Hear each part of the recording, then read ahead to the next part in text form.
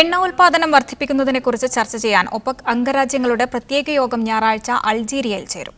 ഇറാനെതിരെ അമേരിക്ക ഉൾപ്പെടെയുള്ള വൻ രാഷ്ട്രങ്ങൾ സാമ്പത്തിക ഉപരോധവും എണ്ണ വിപണനം തടയുന്നതും ഉൾപ്പെടെയുള്ള നടപടി സ്വീകരിക്കുന്ന സാഹചര്യത്തിലാണ് ഒപെക് രാജ്യങ്ങൾ ക്വാട്ട വർദ്ധിപ്പിക്കുന്നതിനെക്കുറിച്ച് ആലോചിക്കുന്നത്. ഒപെക് കൂട്ടായ്മയിലെ ഓരോ അംഗരാജ്യത്തിനും അനുവദിക്കാവുന്ന ക്വാട്ടയെക്കുറിച്ചാണ് ഞായറാഴ്ച ചർച്ച നടക്കുക. ഒപെക്കിന് പുറത്ത് ഉൽപാദന നിയന്ത്രണത്തിൽ സഹകരിക്കുന്ന റഷ്യ പോലുള്ള രാജ്യങ്ങളും അൾജീരിയ സമ്മേളനത്തിൽ പങ്കെടുക്കുമെന്ന് സാമ്പത്തിക മാധ്യമങ്ങൾ റിപ്പോർട്ട് ചെയ്തു. 2019 അവസാനം വരെ എണ്ണ ഉൽപാദന നിയന്ത്രണം തുടരാനും വിലയിടിവ് മറികടക്കാനുമാണ് ഒപെക് റഷ്യ കൂട്ടായ്മ നേരത്തെ തീരുമാനിച്ചിരുന്നത്.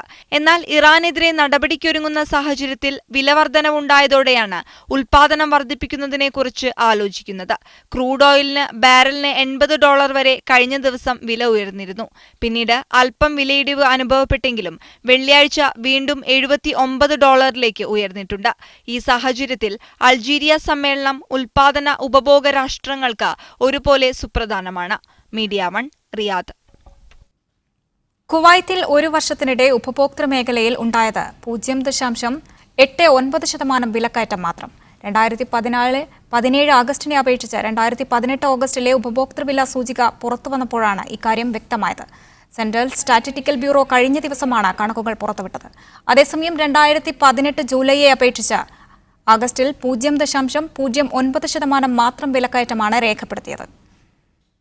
മിക്കവാറും എല്ലാ മേഖലകളിലും ചെറിയ തോതിൽ വിലവർധന രേഖപ്പെടുത്തിയപ്പോൾ വസ്ത്രങ്ങൾക്കും പാദരക്ഷകൾക്കും വില കുറയുന്ന അവസ്ഥയാണ് റിപ്പോർട്ട് ചെയ്യപ്പെട്ടത്.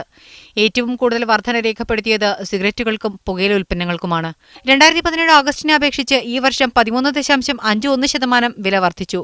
ഭക്ഷ്യപാനീയങ്ങൾക്ക് 1.40%, വീട്ടുപകരണങ്ങൾക്ക് 2%, ആരോഗ്യ സേവനങ്ങൾക്ക് 3.11%, വിദ്യാഭ്യാസത്തിന് 1.71% വില വർധന രേഖപ്പെടുത്തി. റെസ്റ്റോറന്റ്, ഹോട്ടൽ മേഖലയിൽ 1.34%, മറ്റു സേവനങ്ങൾക്ക് 2.48% വില വർദ്ധിച്ചപ്പോൾ വസ്ത്രങ്ങൾക്കും പാദരക്ഷകൾക്കും 1.03%, ഹൌസിംഗ് സേവനങ്ങൾക്ക് 0.94% വില കുറഞ്ഞു. കമ്മ്യൂണിക്കേഷൻ മേഖലയിൽ 5.12% വില വർധന രേഖപ്പെടുത്തിയപ്പോൾ റിക്രിയേഷൻ വിഭാഗത്തിൽ 3.83% വർധന. Media 1 Kuwait city. UAEയിൽ നാളെ ശക്തമായ മൂടൽമഞ്ഞിന് സാധ്യതയുള്ളതായി കാലാവസ്ഥാ നിരീക്ഷണ കേന്ദ്രത്തിന്റെ മുന്നറിയിപ്പ്. നാളെ പുലർച്ചെ 3 മുതൽ 8 വരെ രാജ്യത്തിന്റെ പല ഭാഗങ്ങളിലും മൂടൽമഞ്ഞ് അനുഭവപ്പെടും. ദൂരക്കാഴ്ച 1000 മീറ്ററായി ചുരുങ്ങാൻ സാധ്യതയുള്ളതിനാൽ ഡ്രൈവർമാർ ജാഗ്രത പാലിക്കണം. രാജ്യത്തിന്റെ ഉൾപ്രദേശങ്ങളിലും പടിഞ്ഞാറൻ മേഖലയിലുമാണ് മൂടൽമഞ്ഞ് ശക്തമാവുക.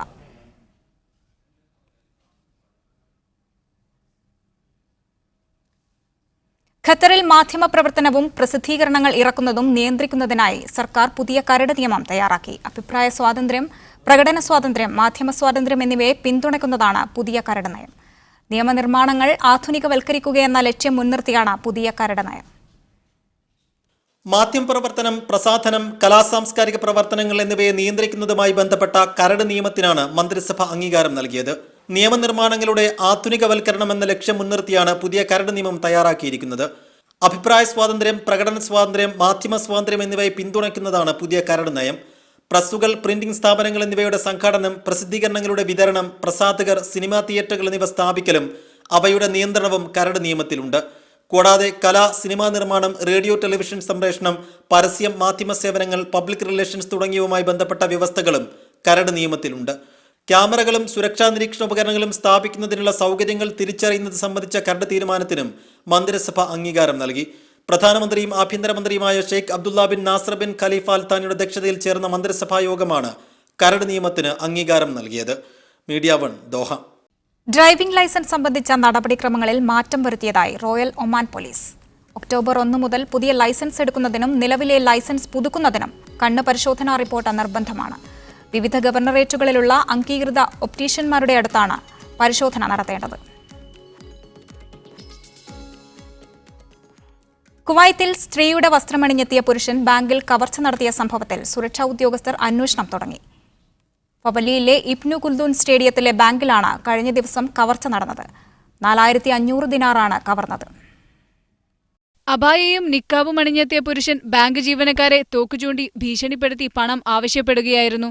ആത്മഹത്യാ ബോംബിങ്ങിലൂടെ ബാങ്കിലുള്ളവരെ കൊലപ്പെടുത്തുമെന്നും ഭീഷണിപ്പെടുത്തി. ഇതോടെ ഉദ്യോഗസ്ഥർ പണം കൈമാറുകയായിരുന്നു. ഉടൻ ഇയാൾ രക്ഷപ്പെട്ടു. ആഭ്യന്തര മന്ത്രാലയത്തിലെ ഓപ്പറേഷൻസ് യൂണിറ്റിൽ വിവരം ലഭിച്ചയുടൻ ഹവല്ലിയിലെ സുരക്ഷാ ഉദ്യോഗസ്ഥർ ബാങ്കിലെത്തി. CCTV ദൃശ്യങ്ങൾ പരിശോധിച്ചു. ഈ ദൃശ്യങ്ങളിൽ അബായയും നിക്കാബും അണിഞ്ഞ് ബാങ്കിൽ പ്രവേശിക്കുന്നത് വ്യക്തമായിട്ടുണ്ട്.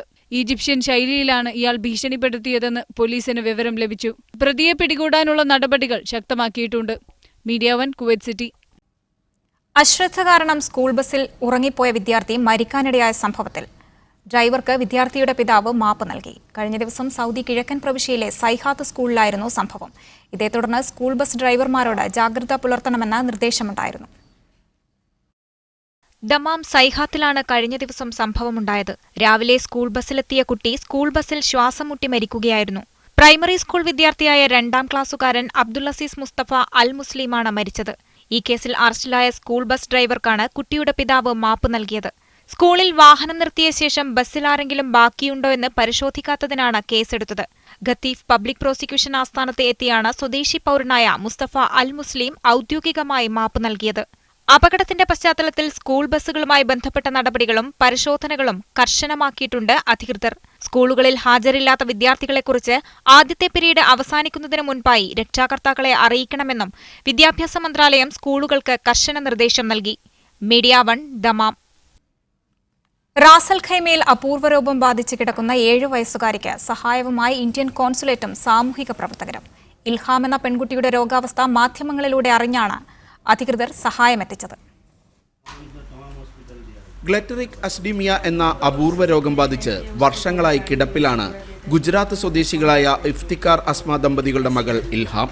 7 മാസം പ്രായമുള്ളപ്പോൾ മുതൽ ഇൽഹാം ഈ രോഗത്തിന്റെ ഇരയാണ്. ശരീരത്തിലെ അമിനോ ആസിഡുകൾ വിഘടിപ്പിക്കാൻ കഴിയാതെ തലച്ചോർ തകരാറിലാകുന്ന അസുഖമാണിത്. അമേരിക്കയിൽ നിർമ്മിക്കുന്ന പ്രത്യേക ഭക്ഷണ മിശ്രിതമാണ് കുട്ടിക്ക് നൽകേണ്ടത്. ഇതിന് 1 മാസത്തേക്ക് 3500 ദർഹം ചെലവ് വരും. കോൺസുലേറ്റിന്റെ കമ്മ്യൂണിറ്റി ഫണ്ടിൽ നിന്ന് കുട്ടിയുടെ ഭക്ഷണത്തിനായുള്ള തുക കണ്ടെത്താൻ കോൺസുൽ ജനറൽ വിപുൽ നിർദ്ദേശം നൽകി.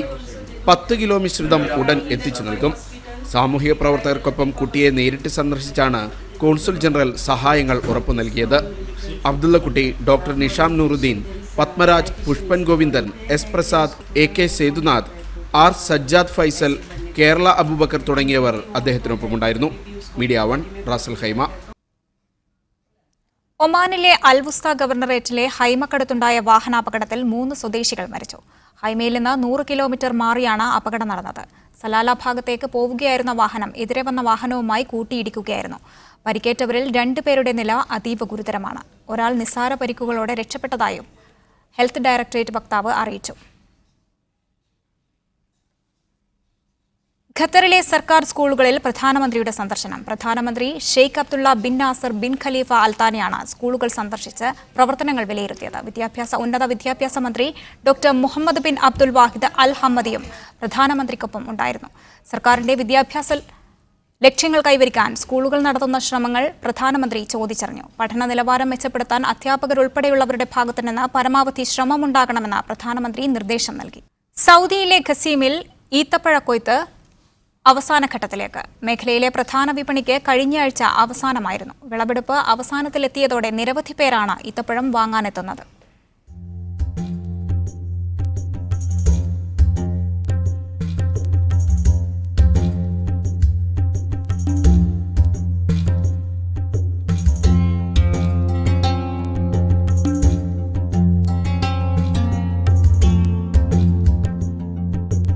ഈത്തപ്പഴ കൃഷിയുടെ കാര്യത്തിൽ ഇറാഖിലെ ബസ്രയെ പിന്തള്ളിയെന്ന് അവകാശപ്പെടുന്ന നാടാണ് ഖസീം പ്രവിശ്യയിലെ ബുറൈദ. 10 ലക്ഷത്തിലേറെ ഈത്തപ്പനകൾ ഇവിടെയുണ്ടെന്നാണ് കണക്ക്. ഈ മാസം 2ാം വാരത്തോടെ പ്രധാന വിപണി അവസാനിച്ചു. എങ്കിലും കൊയ്ത്തുത്സവം നീണ്ടു. ഈ മാസാവസാനം വരെ പ്രധാന വിളവെടുപ്പാണ്. ഇതോടെ ഈ വർഷത്തെ മേളയ്ക്ക് അവസാനമാകും. മകർജാൻ കഴിഞ്ഞെങ്കിലും ഷൂക്ക് ഇനിയും 1 മാസത്തിൽ കൂടുതൽ നീണ്ടിരിക്കും. അതുപോലെ വിളവെടുപ്പും ഇനി അവസാനം ഈ കൊല വെട്ടിയിറക്കി ഒരു കിഷിർ ഇതൊക്കെ എടുക്കുന്നൊരു സ്വഭാവമുണ്ട്. സുക്കരി എന്ന പ്രധാന ഇനമാണ് ബുറൈദയിലെ ആകർഷണം. 3.25 കിലോ വരുന്ന ബോക്സിന് 20 മുതൽ 40 റിയാൽ വരെ വരും വില. മറ്റിടങ്ങളിൽ 40 മുതൽ 100 റിയാൽ വരെ ഈടാക്കുന്നവയ്ക്കാണ് ഈ വില. മുന്തിയ ഇനങ്ങൾക്ക് 100-ന് മേലെയാണ് വില. വിളവെടുപ്പ് അവസാനത്തിലേക്ക് എത്തിയതോടെ ആവശ്യക്കാരും വർദ്ധിച്ചു. Aftab Rahman, media 1, Riyadh.